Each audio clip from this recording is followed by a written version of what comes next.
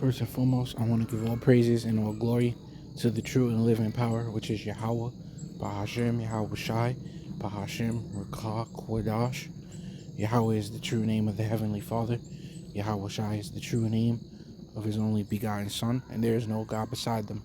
And I want to give double honors to the apostles and elders of Great Millstone, who definitely rule well, and honors and citations to the hopeful elect. So what I want to get into in this lesson, what I want to entitle this is, make it out your own wilderness.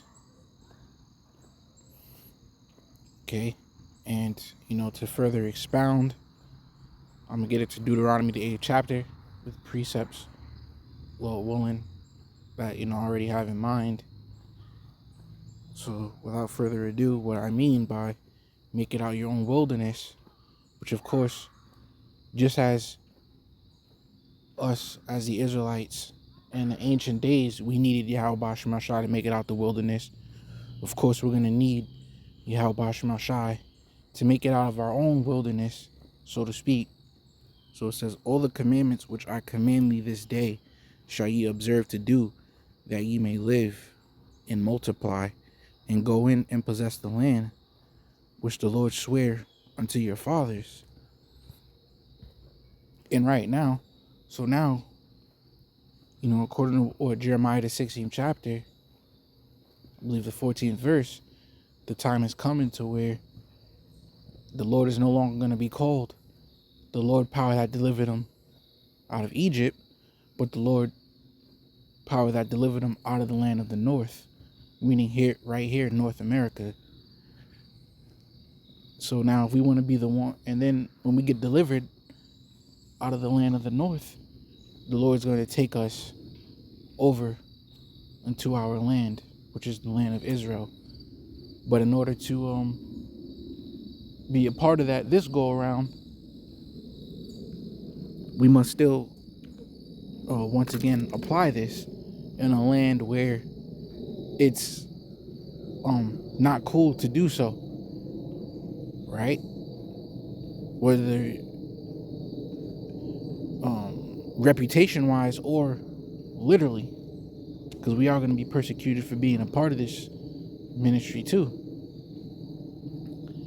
So now it says, all the commandments which I command you this day shall ye observe to do, that ye may live. But now we know under Yahweh Shai, the water to Yahweh Shema Shai, now we're under faith. So we follow the law, statutes, and commandments to the best of our ability. But now more so it's about this faith, man. Faith in the Lord and repentance and, works. Because faith without works is dead.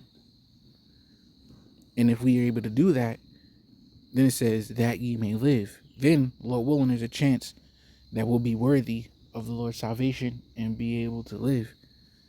It says, and multiply, and go in and possess the land which the Lord sware unto your fathers. So this is good to reread this, because this is what led up to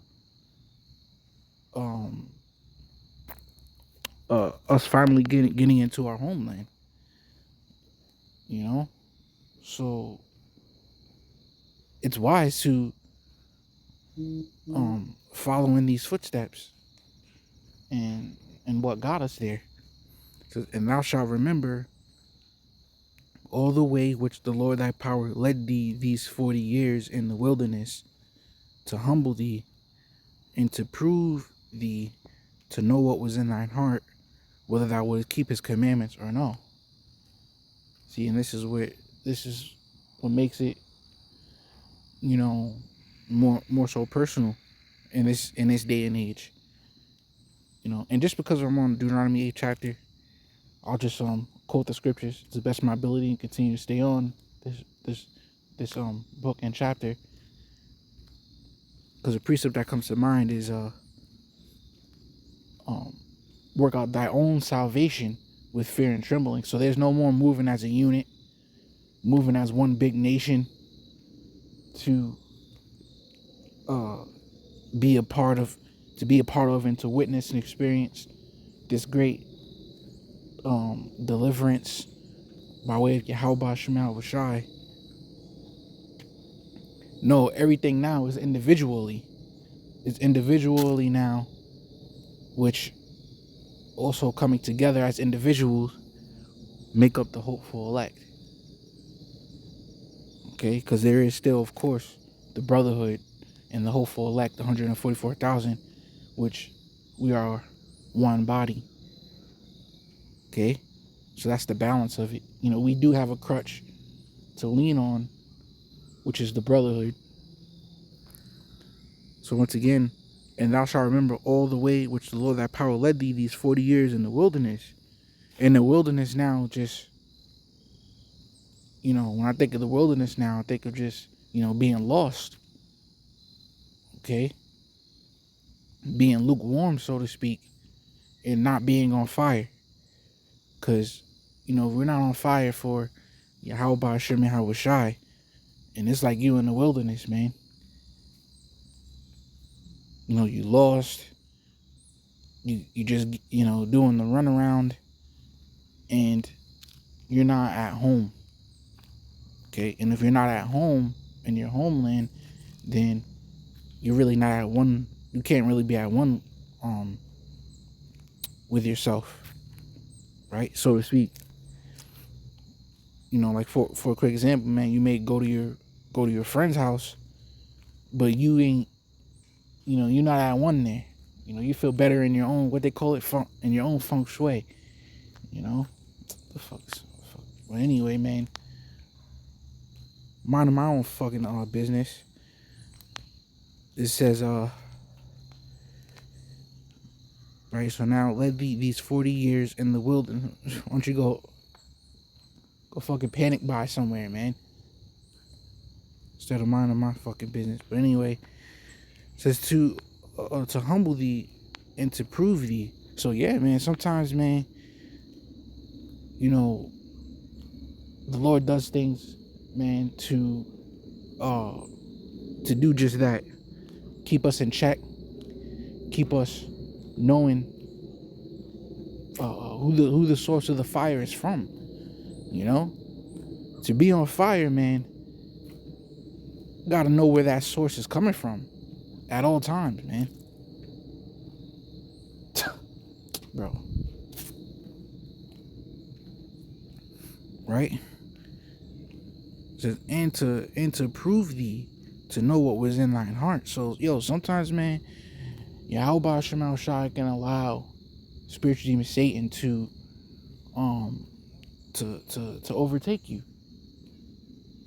To as far as in distractions, as far as having a tough ass battle, right? To ultimately try and slow you up. And the Lord may want to see that, to see how you respond. See, like it says, to know what was in thine heart, to see if you a quitter. Oh man, it's too hard, and nah, man, I'm just giving up. Or to see if you a fighter, man. To see if you really believe, to see if you in this no matter what, to see if you're gonna be relentless, to see if you're gonna keep fighting in the midst of the battle. Like the Lord want to sit back and see. They do that in sports, man. They do that shit in sports. When you take a loss, they want to see, man, how you gonna react. Is that loss gonna be a chain reaction, or do you have the mindset and strength to bounce back? So if they monitor this shit in sports, how much more you have about Shemal Shai, man, which you're in real life. So see, when we in that wilderness, so to speak, which is that battle,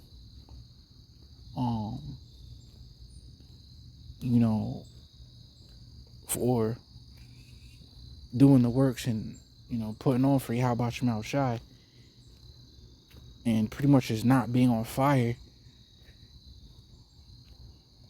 Yeah, that's like the equivalent of the wilderness, man, so to speak. So verse 3, and he humbled thee and suffered thee to hunger. And that just reminded me, because, if you have the hopeful elect, man, and you want to be on fire, like, you want to do as much lessons as you possibly can, it's like you hungry, you know, but you got this distraction, you got that distraction, you got this hold up, you got that hold up, but nonetheless, you know, man, you still hungry as hell to stay on fire, to be on fire for the Lord. And then when you finally do eat, you remember who's feeding you, okay? And that prevents pride. So it's a lot of reason why the Lord be doing things, man. The Lord is deep, man. But if you the elect, you good.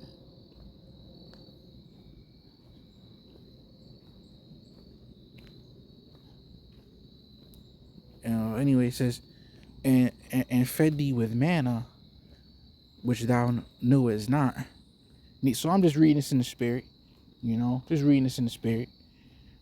So it says, and he humbled thee and suffered thee to hunger, and fed thee with manna, which thou knewest not. Neither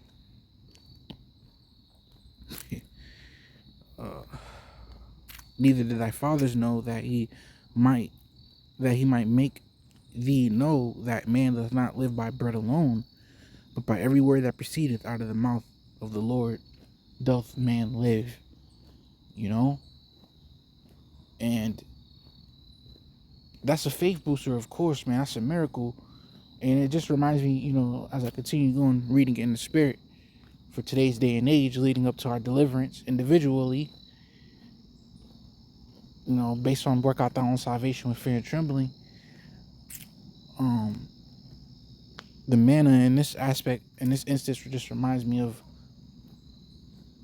you know, all the faith boosters that the Lord has given us to cling on to and remember to and appreciate and be thankful for, just as much as we are thankful when the Lord feeds us in the flesh, man. We have to be even more so thankful, because it's even more important when the Lord feeds us in the spirit. All right, so we have to appreciate doing these lessons, going out on the highways and byways. It has to be appreciated, man, that we have the spirit to do it, just as much as we're supposed to appreciate thanking the Lord for our physical and carnal food, man.